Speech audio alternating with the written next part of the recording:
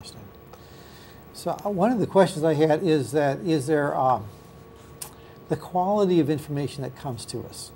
What would something like listening to classical music versus watching a high-powered action drama show? There's choices that we make and that also affect us. Absolutely, very much. And of course, something calming, something relaxing, lets the mind release. Stillness. How many people feel actually uncomfortable having to sit still? Which is so fascinating. If you go into any kind of waiting room, people are wiggling around, they can't wait to have something in their hands, check on their iPhones, and there's just not an ability to not have any occupation of the mind, simply sit still. I had a client told me the other day that after she went through a really stressful time in her life, she had actually to sit still in a waiting room. And all of a sudden, all these emotions that she successfully had ignored and stuffed down came to the surface like a tidal wave, and she got in a panic attack. And so it shows you that the subconscious wants to empty, it wants to let this all out that it has stuffed inside, because obviously it's weight, it's burden, and it looks for opportunities. But the longer you prevent the subconscious from doing it, the more has piled up, and of course it comes more in an overwhelming form when you actually give the subconscious the opportunity to release. Oh. Well, I guess that's a good argument for taking vacations, for just engaging in activities that are just more passive, I guess. And what's the balance? How much time does my subconscious mind need to empty on a daily or a weekly or a monthly basis? How do I know that it's achieved the balance, and does it ever?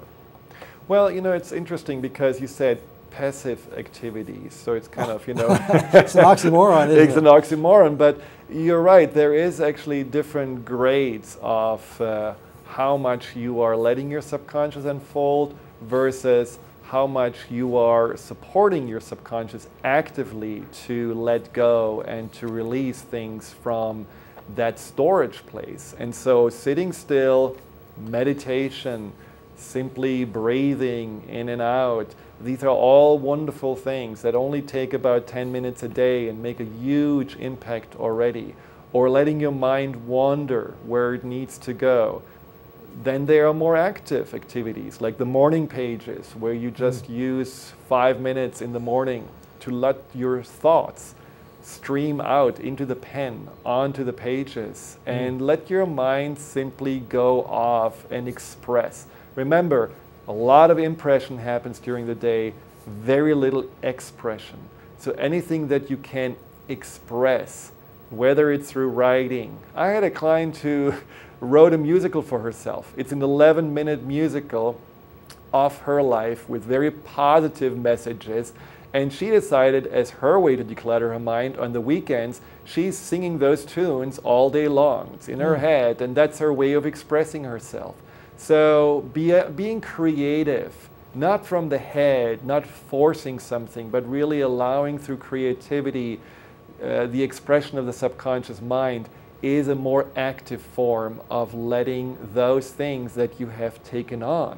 And not all the information we take on is clutter. I mean, a lot of information is important, but just digesting it, releasing what needs to be released, or bringing those pieces of information that are important into the right context, that's certainly something that you should do as often as possible, and not only during 2 weeks of vacation somewhere in Mexico, but really ideally on a daily basis.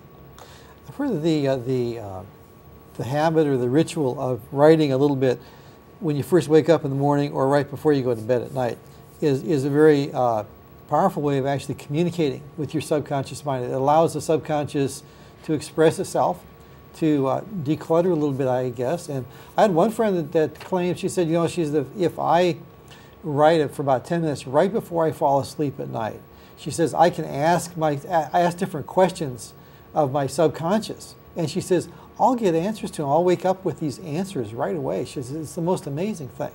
And so there's some kind of a communication can happen across that portal there when you're like in that time almost in between, like a netherworld really.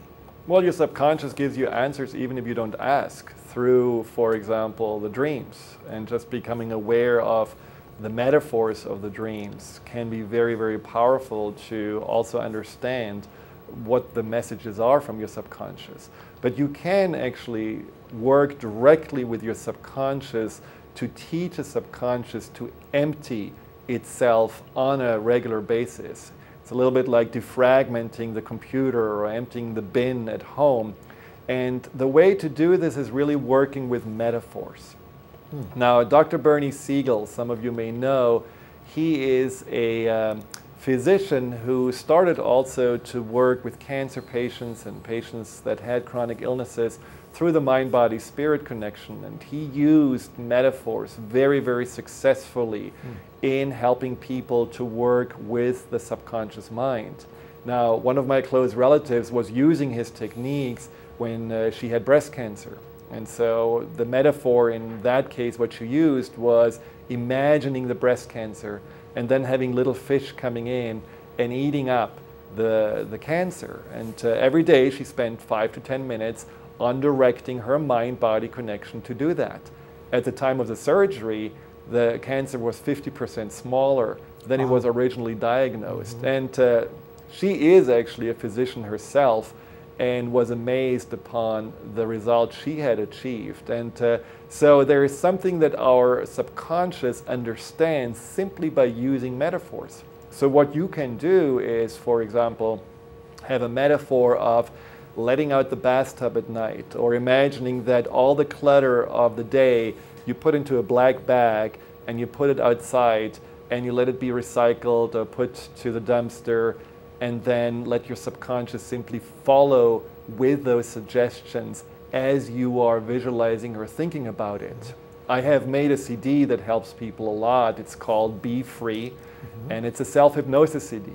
And everybody can do self-hypnosis. Now, the CD that you can download directly from our website can help you to declutter your mind and help you to work with those images to always create space for yourself on the realm of the subconscious.